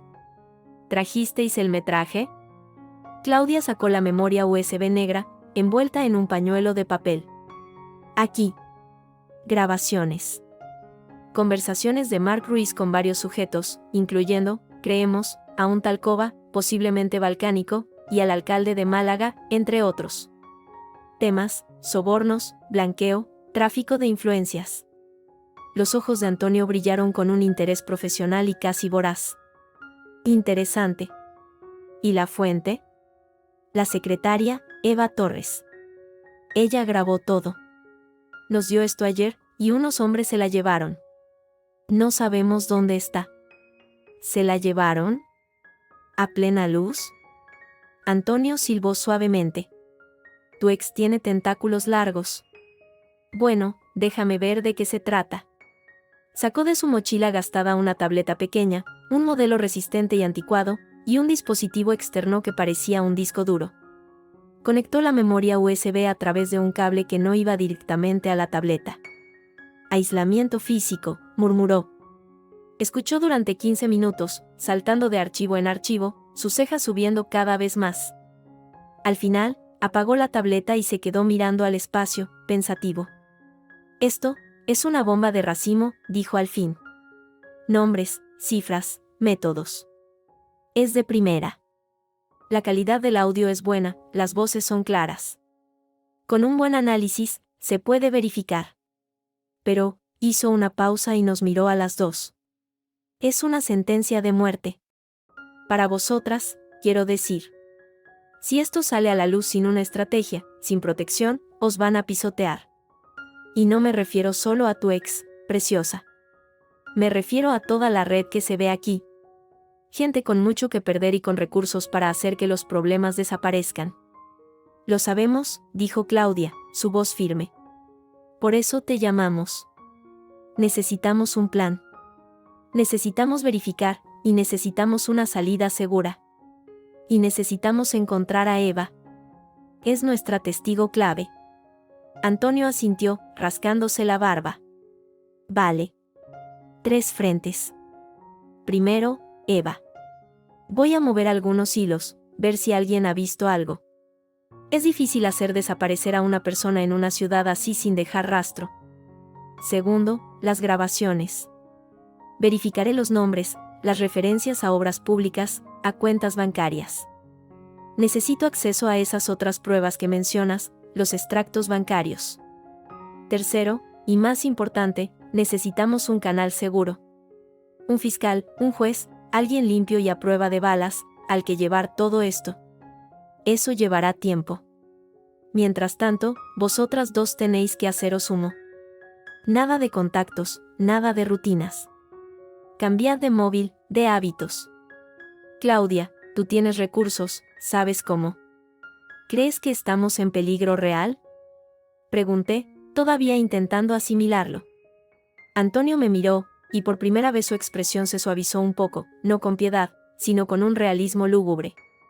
Laya, en estas grabaciones, tu ex habla de solucionar permisos y de archivar pesquisas, como quien habla del tiempo. La gente de la que habla no son ejecutivos enfadados. Son criminales. Y los criminales, cuando se ven acorralados, no llaman a su abogado. Hacen que los problemas desaparezcan. Vosotras sois, ahora mismo, un problema muy gordo. Así que sí. Peligro real. De los de verdad. Sus palabras, dichas con tanta calma, eran más aterradoras que cualquier grito. Daban cuerpo a un miedo que hasta entonces había sido vago. ¿Qué hacemos?, preguntó Claudia, asumiendo el papel de oficial al mando. Vosotras, esconderos. Yo, investigar. Nos comunicamos solo a través de canales seguros. Te daré un número, un chat encriptado. Una vez al día, contacto. Nada más. Y cuando tenga algo concreto, cuando haya encontrado a Eva o haya verificado suficiente material, montamos el asalto. Pero tiene que ser impecable. Una sola oportunidad. Si fallamos, nos aplastan. Era un plan. Vago, peligroso, pero un plan. Asentí, sintiéndome a la vez aterrada y, por primera vez desde que firmé aquel maldito divorcio, con un atisbo de determinación. No era solo por el dinero, ni siquiera por la venganza. Era por ver aquella máquina de corrupción hecha añicos. Por la Eva Torres de este mundo, usadas y descartadas. Por mi madre, que lo supo antes que yo. De acuerdo, dije, y mi voz sonó más fuerte de lo que esperaba. Hagámoslo. Antonio asintió, guardó sus dispositivos. Bien. Ahora, separémonos. Claudia, llévate a Laia a un sitio seguro. Un hotel cutre pagado en efectivo, un piso de un amigo de confianza, lo que sea. Pero que no tenga relación con vosotras. Y tú, me miró a mí, ármate de paciencia. Esto puede llevar semanas. O puede reventar mañana. Estate preparada para todo. Nos dimos la mano, un apretón seco y rápido. Luego, Antonio se dio la vuelta y se perdió entre las tumbas, como un fantasma más en la ciudad de los muertos. Claudia y yo salimos del cementerio por salidas diferentes. Yo caminé hacia la parada de metro, con la gorra calada hasta los ojos, el corazón latiendo con fuerza. Teníamos un aliado. Teníamos un plan. Y teníamos la prueba que podía destruir a Mark. Pero también tenía la sensación, aguda como un cuchillo, de que la red se estaba cerrando. Los hombres de ayer, la desaparición de Eva, la advertencia de Antonio. Mark no se quedaría de brazos cruzados. Había jugado a un juego muy sucio durante mucho tiempo. Y ahora que sabía que yo tenía las cartas, no dudaría en cambiar las reglas. Para siempre.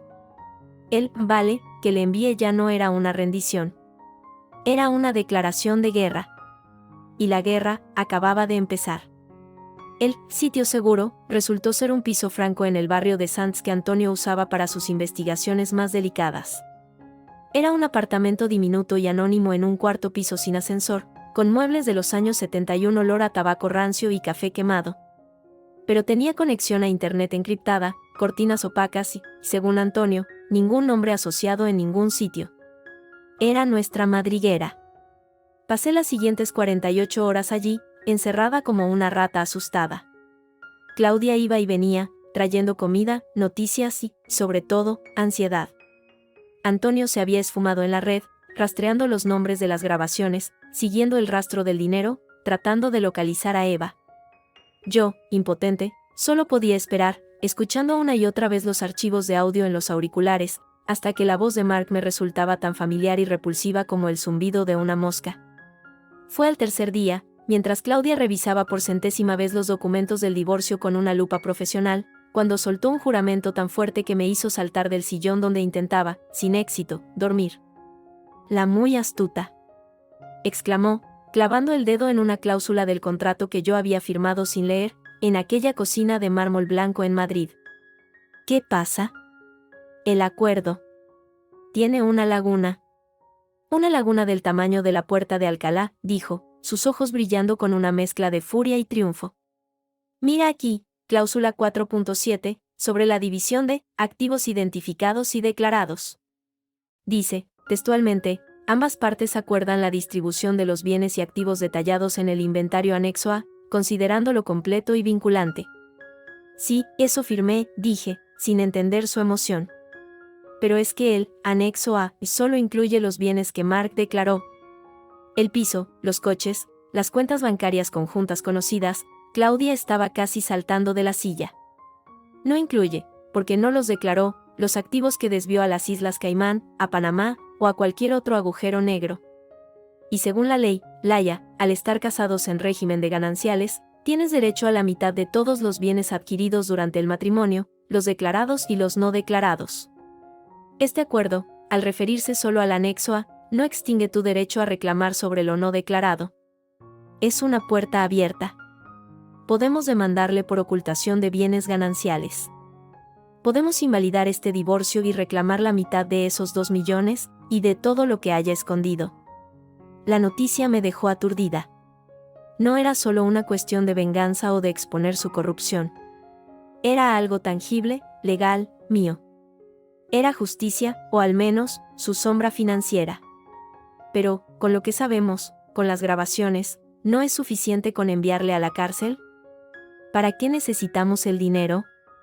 Claudia se sentó frente a mí, su expresión se volvió seria. Por 2 razones. Primero, porque es tuyo. Te lo robó. Segundo, y más importante, porque una demanda civil por ocultación de bienes es una puñalada por la espalda que él no espera. Lo distrae. Lo fuerza a gastar tiempo, dinero y energías en un frente legal mientras nosotros, o Antonio, preparamos el golpe principal con las grabaciones. Es una maniobra de distracción, pero con dientes.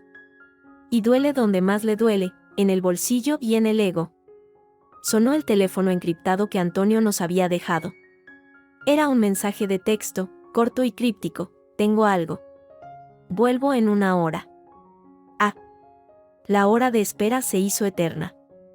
Cuando Antonio finalmente entró en el piso, traía consigo el olor a frío de la calle y una expresión sombría. Llevaba una carpeta de cartón marrón bajo el brazo. Eva, dijo sin preámbulos, dejando la carpeta sobre la mesa de la cocina. Está en un hospital de la periferia de Madrid. Ingresada anoche.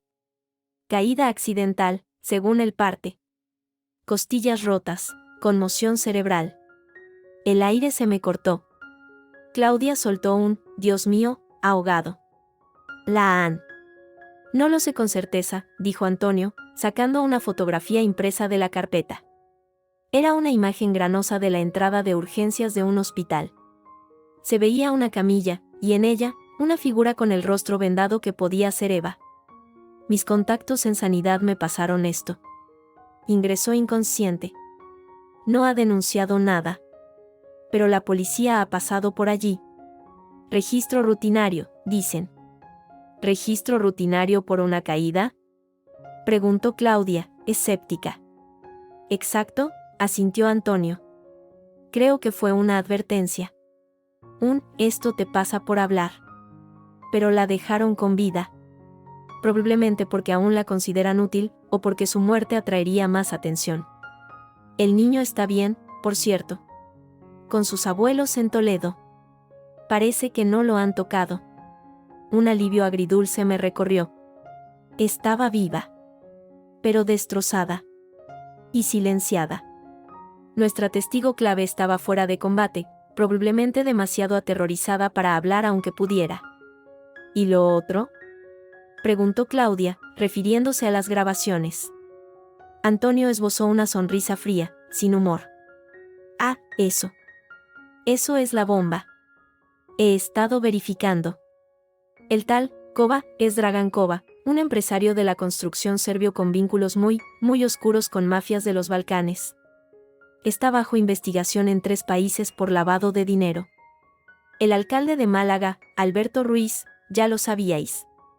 Y la señora Valente es Isabel Valente, una abogada de sociedades que ha aparecido en media docena de escándalos de financiación ilegal de partidos, siempre saliendo impune. Y eso es solo el aperitivo. Hay más nombres. Un juez de instrucción de Barcelona, un exdirector general de Costas, y un tal comisario Rojas, que por la descripción, solo puede ser Rojas, el de la UDEF. Está impecablemente limpio en el papel, pero por lo que se oye en la grabación, es el encargado de enterrar las pesquisas que molestan. Es una red, murmuré, abrumada. Una red enorme. Es una cloaca, corrigió Antonio. Y tu exmarido, querida, no es solo un banquero. Es el fontanero jefe. El que abre y cierra las válvulas para que la mierda fluya sin obstrucciones. Estas grabaciones son la llave para destapar todo el sistema. ¿Y la otra memoria? Pregunté, recordando el USB con el adhesivo verde que Claudia había guardado. ¿La has analizado? La expresión de Antonio se ensombreció aún más. Sacó de su mochila un pequeño dispositivo portátil. Sí. Y es perturbador. No es más de lo mismo. Es algo personal. Muy personal. Para ti.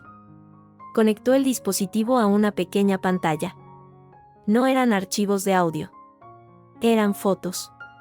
Y vídeos. De mí. La sangre se heló en mis venas. Eran imágenes mías, tomadas en mi antigua casa de Madrid. En el dormitorio. En el baño. Algunas eran de hace años, cuando Mark y yo aún fingíamos una relación normal. Otras eran más recientes, de los últimos meses de nuestra convivencia fría. Había ángulos extraños, tomadas desde puntos ocultos, detrás de un espejo, en un estante de libros, espías. Pero lo peor, lo que me hizo levantarme de un salto con un grito ahogado en la garganta, fueron los vídeos más recientes. Grabados en el piso de Barcelona. En la ducha. Vistiéndome. Incluso una, de hace solo 3 días, sacando la basura por la noche. Eran profesionales, claras, invasivas. Dios, jadeé, alejándome de la pantalla como si me hubiera quemado. ¿Cómo? Eva, dijo Antonio con voz grave. En la memoria hay una nota de texto. Breve. Dice, él me obligó. Me amenazó con mi hijo. Tenía cámaras en vuestra casa de Madrid. Cuando te fuiste, puso una en el piso de tu madre. Para vigilarte. Lo siento. Claudia puso una mano en mi hombro, que temblaba incontrolablemente. Sentí náuseas. Mark no solo me había robado, me había traicionado, me había despreciado. Me había espiado. Había violado cada centímetro de mi intimidad, convirtiendo mi hogar, mi refugio, en un plató de vigilancia. Y había obligado a Eva, a una mujer a la que ya tenía bajo su pulgar, a hacerlo. El asco y la rabia fueron tan intensos que me dejaron sin aliento. Esto es acoso. Es delito, dijo Claudia, pero su voz sonaba vacía, sabiendo que éramos peones en un juego mucho más grande. Es más que acoso, corrigió Antonio, apagando la pantalla. Es un mensaje. Un recordatorio de su poder. Te tengo vigilada. Conozco cada uno de tus movimientos. Y es un seguro. Si sacas a la luz las grabaciones financieras, él puede sacar esto. Puede destruirte públicamente de otra manera. Es un chantaje clásico. Me desplomé en una silla, la cabeza entre las manos. La sensación de vulnerabilidad era total, absoluta. No había escapatoria. Donde quiera que fuera, él podía verme. O al menos, había podido. Tenemos que denunciarlo, dije, pero sonaba a súplica débil. Y lo haremos, afirmó Claudia, recuperando su tono de abogada. Pero denunciar las cámaras sin más no basta. Necesitamos vincularlo a todo lo demás. Necesitamos que estas imágenes formen parte del patrón de conducta criminal, de coacción. Por sí solas, su abogado dirá que es una intrusión lamentable de una empleada despedida y resentida, Eva, que él no sabía nada. Las grabaciones financieras son el núcleo. Esto es, el daño colateral para desacreditarte a ti, la exmujer despechada. Antonio asintió, pensativo. Tu amiga tiene razón. El núcleo es el blanqueo, la corrupción. Estas fotos son una táctica sucia, pero es secundaria. Aunque, hizo una pausa, sus ojos de periodista se estrecharon. Nos da una idea de su mentalidad. Es un controlador. Un psicópata con corbata de seda. No soporta no tener el control. Y ahora, con Eva fuera de combate y con vosotras oliéndole los trapos sucios, va a pasar al contraataque. Y no va a ser con amenazas veladas. ¿Qué quieres decir?, preguntó Claudia. Que hasta ahora ha usado la discreción, el dinero, las amenazas privadas. Pero si se siente acorralado, si ve que su red está en peligro, cambiará de táctica. Atacará en público. para desacreditaros antes de que vosotras podáis hacerlo con él. Como si sus palabras fueran una profecía autocumplida, el teléfono normal de Claudia, no el encriptado, empezó a vibrar sobre la mesa. Era su socia en el bufete. Claudia contestó, poniendo el altavoz. Claudia, ¿estás viendo las noticias? Dijo la voz al otro lado, tensa. ¿Qué noticias? En el Confidencial Digital. Han sacado un artículo. Sobre ti. Bueno, sobre tu nueva cliente. Laia Soriano. Un frío mortal me recorrió la espina dorsal. Claudia abrió rápidamente su portátil y buscó la página. El titular apareció en la pantalla, negro y brutal. Exmujer de vicepresidente bancario acosa con chantaje tras divorcio millonario. Debajo, una foto mía, sacada de no sé dónde, me sonriendo en alguna cena de gala años atrás. El artículo era un vomitivo de medias verdades y mentiras descaradas. Contaba la historia de una mujer ambiciosa y resentida, Laia Soriano, que, insatisfecha con el generoso acuerdo de divorcio de su exmarido, el respetado vicepresidente Mark Ruiz, había recurrido al chantaje. Alegaba, sin pruebas, que él había ocultado fondos. Y lo peor, el golpe bajo, sugería que estaba utilizando material íntimo y privado, obtenido de manera fraudulenta para presionarle. Citaba a fuentes cercanas al ejecutivo, que hablaban de mi inestabilidad emocional y de mi obsesión por arruinar la carrera de un hombre ejemplar. Es una estrategia clásica, murmuró Antonio, mirando la pantalla con desprecio. Desacreditar a la víctima. Pintarte como una loca, una extorsionadora. Así, cuando salgan las verdaderas acusaciones, el público ya tendrá una narrativa. Ah, sí, es la exmujer desquiciada que intentó chantajearle. Pero esto es difamación. Explotó Claudia. No hay pruebas de nada de eso. No las necesitan, dijo Antonio con amargura. Solo necesitan sembrar la duda. Envenenar el pozo. Y mira abajo, en los comentarios. Ya está funcionando. Deslicé la pantalla. Los comentarios eran un festín de misoginia y desprecio. Otra golfa que quiere más pasta, las mujeres así dan asco, pobrecito el marido, trabajando y le sale una arpía. Me latía el corazón con tanta fuerza que me dolían los oídos. Era mi nombre, mi vida, mi dignidad, hecha trizas en público. El teléfono de Claudia volvió a sonar. Esta vez era un número privado. Diga. Contestó, con voz temblorosa de rabia. La voz que salió del altavoz era fría, profesional, y me resultó vagamente familiar. Era Ricardo Soler, el abogado de Mark. El mismo que había redactado el acuerdo de divorcio. Señora Márquez. Habla Ricardo Soler. Llamo en representación de mi cliente, el señor Marcos Ruiz. He visto con gran preocupación las infames acusaciones publicadas en ciertos medios. Mi cliente desea dejar claro que son completamente falsas y difamatorias. Sin embargo, dada la gravedad de las mismas y el evidente perjuicio a su reputación, se ha visto obligado a presentar una denuncia por extorsión y calumnias contra su representada, la señora Laia Soriano. La notificación judicial llegará a su despacho en las próximas horas. Buenas tardes. Colgó. El silencio en la habitación era absoluto. Mark no solo había lanzado un ataque mediático. Había dado el primer paso legal. Nos estaba acorralando, intentando criminalizarme antes de que yo pudiera moverme. Es una jugada maestra, dijo Antonio, rompiendo el silencio. Te pone a la defensiva. Ahora tú eres la acusada. Tienes que defenderte de los cargos de extorsión. Mientras, cualquier filtración sobre las grabaciones o los fondos de las Caimán parecerá un contraataque desesperado de una acusada. Es sucio. Es brutal. Y es muy, muy eficaz. Claudia se puso de pie, su rostro era una máscara de furia concentrada. De acuerdo. Juega sucio. Pues nosotros jugamos sucio y con la verdad de nuestro lado. Antonio, necesito todo lo que tenga sobre Cova, sobre el alcalde, sobre Valente. Necesito nombres, fechas, transferencias que coincidan con las grabaciones. Y necesito un plan para sacar esto a la luz de una manera que no puedan ignorar. Ya estoy en ello, dijo Antonio. Pero necesito más tiempo. Un par de días, al menos. Y necesitáis un altavoz. Alguien con credibilidad que publique esto de manera que no pueda ser barrido bajo la alfombra.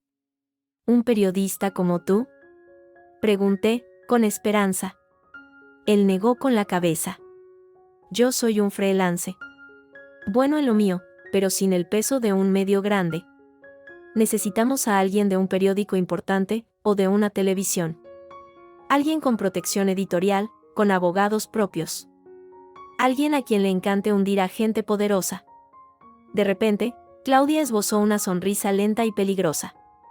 Tengo a alguien. Javier Montero. Jefe de investigación de La Vanguardia. Es un perro de presa. Y le debo un favor. O más bien, él me debe uno a mí. De cuando le saqué las castañas del fuego en el caso de los fondos buitre. Es de fiar. Y odia a los corruptos casi tanto como yo. Llámale, dijo Antonio. Pero cuidado. Si Mark tiene a un comisario en el bolsillo, puede tener oídos en redacciones. Usa el teléfono seguro. Mientras Claudia preparaba la llamada, yo me quedé mirando la pantalla del portátil, a mi propia imagen sonriendo estúpidamente bajo un titular infame. La rabia había pasado de ser un fuego a ser algo frío, duro y afilado, como el acero. Mark había cometido un error. Un gran error. Pensaba que podía asustarme, humillarme, hacerme retroceder como había hecho siempre. Pensaba que su dinero, sus contactos, sus tácticas sucias, funcionarían. Pero no contaba con que ya no tenía nada que perder. No contaba con que el vale que le envié no era de sumisión, sino de aceptación. Aceptación de la guerra. Aceptación de que tendría que destruirlo para sobrevivir. Y ahora, tenía las armas. Tenía las grabaciones. Tenía a Claudia. Tenía a Antonio. Y pronto, tendríamos a un periodista con un altavoz enorme. Miré a Claudia, que hablaba en voz baja por el teléfono encriptado, con los ojos brillando de determinación. Miré a Antonio, que tecleaba furiosamente en su ordenador, desenterrando los huesos sucios de la red de Mark. El miedo seguía ahí, un nudo de hielo en el estómago. El peligro era real, y ahora era público. Pero por primera vez, no me sentía una víctima a la deriva. Me sentía como una soldado, al borde de un campo de batalla que yo no había elegido, pero en el que estaba decidida a ganar. Mark Ruiz había declarado la guerra. Y yo, Laia Soriano, estaba lista para devolverle el golpe. Con todo lo que tenía. Empezando por esa laguna en el contrato de divorcio que iba a costarle mucho, mucho más de 2 millones de euros. Empezando por la verdad que resonaba en aquellas grabaciones, esperando ser gritada a los 4 vientos. La partida acababa de empezar. Y él no sabía con qué cartas jugaba yo. La publicación de Montero fue un golpe brutal. Mark fue suspendido de su cargo en el banco. Su respuesta no se hizo esperar, presentó una denuncia por extorsión contra mí, con pruebas falsas. Los medios afines iniciaron una campaña de desprestigio, pintándome como una exmujer desquiciada. Mi nombre y mi foto estaban en todas partes. Claudia contraatacó con una demanda civil por ocultación de bienes.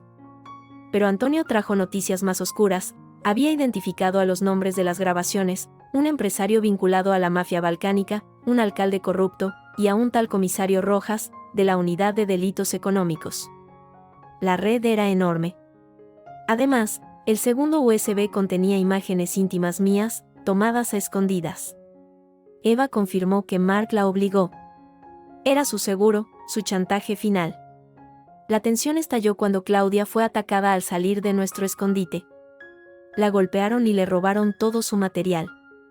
Desde el hospital, me dejó un mensaje aterrador: dile a tu amiga que su vale tiene un precio. Y acaba de subir. Habían cruzado una línea. Ya no era una batalla legal. Era una guerra sucia. Y con Claudia herida, sabía que tenía que ser yo quien diera el siguiente paso. Cuando Montero llamó para decir que publicaría la segunda parte de su investigación, exponiendo al alcalde y al comisario, supe que era el momento. No podía quedarme escondida. Tenía que llevar la guerra a su terreno. A su mundo. Eva me llamó desde un teléfono desechable. Su voz era un hilo de voz, cargada de algo más que miedo, remordimiento. Las fotos, las de tu casa, las de Barcelona, fui yo quien las puso. Pero él me obligó, Laia. Amenazó con hacerle daño a mi hijo. Tenía cámaras en Madrid. Cuando te fuiste, me ordenó instalar una en el piso de tu madre. Para vigilar tus movimientos. Para tener algo con que desacreditarte si era necesario. Escuché, con el estómago convertido en un nudo de hielo. Lo sabía, pero oírlo de su boca era distinto. ¿Por qué me llamas ahora, Eva? ¿Por qué confesar? Porque lo de Claudia, su voz se quebró. Eso lo cambia todo. Él me dijo que solo eran amenazas, que nunca llegarían a la violencia. Pero ahora, tu amiga está en un hospital. Y a mí me tienen amenazada de nuevo. Con mi hijo. Dijeron que si no conseguía que retiraras todo, le pasaría algo. Ya no estoy a salvo, Laia. Ni aunque me esconda. Una idea comenzó a formarse en mi mente, clara y peligrosa. ¿Y si les damos algo más grande? ¿Algo que los destruya a ellos primero? ¿De qué hablas? La grabación del comisario Rojas. La que habla de archivar casos. Es la más explosiva. Tenemos que usarla. No a través de un periódico. Directamente. En su cara. Donde todo su mundo lo vea. Eva guardó silencio un momento. ¿Dónde? En su gala benéfica anual. En el Reina Sofía. Es en 2 días. Él estará allí, fingiendo normalidad. La prensa estará allí. Sus donantes, sus cómplices, todos. Es una locura. Es una ratonera. Es nuestra única jugada. Necesito que me ayudes, Eva. Necesito que confirmes todo, que des tu testimonio a Montero para que lo publique justo después. Para que cuando la bomba estalle dentro, la explicación ya esté fuera. Sin vuelta atrás. Respiró hondo al otro lado de la línea. De acuerdo. Lo haré. Por mi hijo. Y por todo. Pero, Laia, ten cuidado. Si él se entera de este plan, no se enterará. Solo tenemos que. La llamada se cortó de golpe. No un tono de ocupado, sino un silencio seco, absoluto. Volví a marcar. Número no disponible. Una sensación de pánico me recorrió. Miré el teléfono seguro. Un mensaje de Antonio, enviado minutos antes. Claudia ha desaparecido. Salió del hospital y no volvió. No contesta. Algo va muy mal. El frío se apoderó de mí. Eva, desconectada de repente. Claudia, desaparecida. Las piezas de mi alianza se desmoronaban. ¿Era una coincidencia? ¿O Mark había llegado hasta ellas primero? Antonio llamó al canal seguro, su voz era un susurro áspero. Laia, escucha. Esto huele a traición por dentro. Alguien nos ha vendido. Solo nosotros, Claudia, Eva y yo sabíamos los detalles. Y ahora Claudia y Eva están fuera de juego. Tienes que huir. Ahora. No, dije, y la palabra salió firme, aferrada a la única certeza que me quedaba. Huir es lo que él espera. Si todo se está cayendo, es porque estamos cerca. Tengo que seguir con el plan. Solo. Sin vosotras. Es suicidio. Es la única jugada que nos queda. Consígueme una forma de entrar a esa gala, Antonio. Solo eso. Yo haré el resto. Hubo un largo silencio. Está bien. Te conseguiré una invitación. Falsa, pero buena. Pero después, estás sola. Yo también tengo que desaparecer. Si hay un topo, yo soy el siguiente en la lista. Colgó. Me quedé en la oscuridad del piso franco, completamente sola. Mi alianza se había evaporado. Solo me quedaba la rabia, el archivo de audio con la voz de Rojas, y un plan desesperado. Al día siguiente, un mensajero anónimo dejó un sobre en un buzón. Dentro, una invitación impecable a la gala anual de la Fundación Hispano Capital. A nombre de Laura Sáez, con mi foto. y un pequeño dispositivo de audio con un botón. Púlsalo cerca del equipo de sonido, decía una nota. Transmitirá durante 30 segundos. Buena suerte. Era mi arma.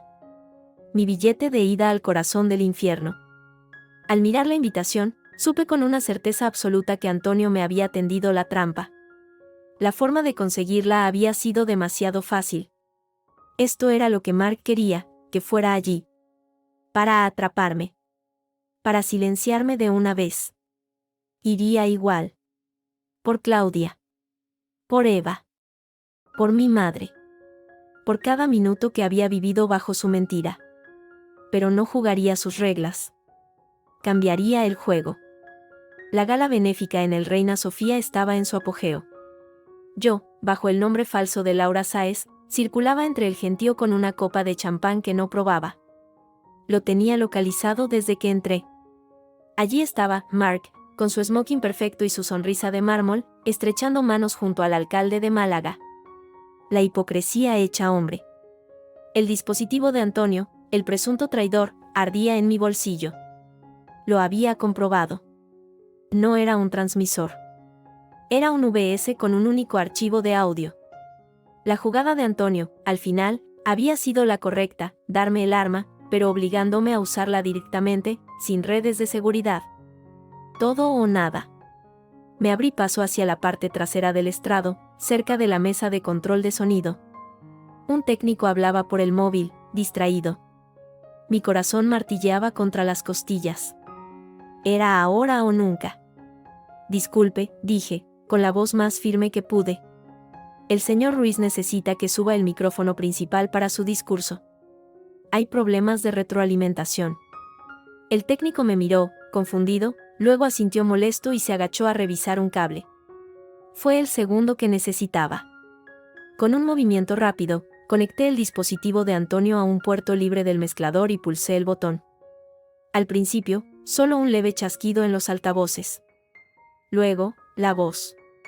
No la mía. La de él. La de Mark, clara y fría, pero ahora envenenada por su propio contenido, amplificada a todo volumen en la sala de mármol. Rojas, ese expediente de Málaga es un problema. Hay que enterrarlo. ¿Y el juez instructor? Ya está convencido. Una donación a su fundación. Lo de siempre. Tú solo asegúrate de que el archivo físico desaparezca de la comisaría. Queda hecho. Pero mi sobrino, en tu banco, la renovación del contrato. Está garantizada. Mientras el silencio también lo esté. Un silencio pétreo cayó sobre la gala. Luego, un murmullo que se convirtió en un estruendo. Cámaras de televisión giraron bruscamente hacia el estrado, donde Mark estaba lívido, con la boca entreabierta, mirando a su alrededor como un animal acorralado. El alcalde de Málaga dio un paso atrás, como si se hubiera electrocutado. Entonces vi a los hombres. No eran de smoking. 3 figuras de traje discreto se abrían paso con determinación entre la multitud. Uno mostró una placa a un guardia de seguridad. UDEF. No eran los hombres de Mark.